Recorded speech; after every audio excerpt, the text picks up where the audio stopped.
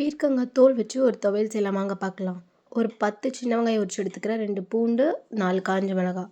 Stove on பண்ணி pan வச்சுக்கிறேன். அது நல்லா ஹீட் ஆன பிறகு 1 ஸ்பூன் எண்ணெய்,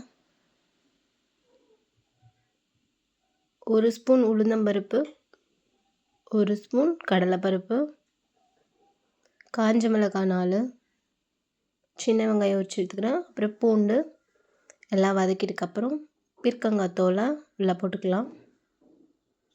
நல்லா ப்ரௌன் ஆகிற வரையும் எல்லாமே வதக்கிடுங்க.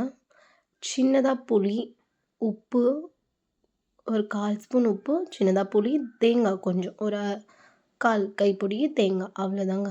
இது நல்லா ஆற வச்சு மிக்சியில் அரைச்சிட்டு லைட்டாக தண்ணி ஊற்றி அரைங்க. அப்போ அது நல்லா மையாக அரைக்கும்.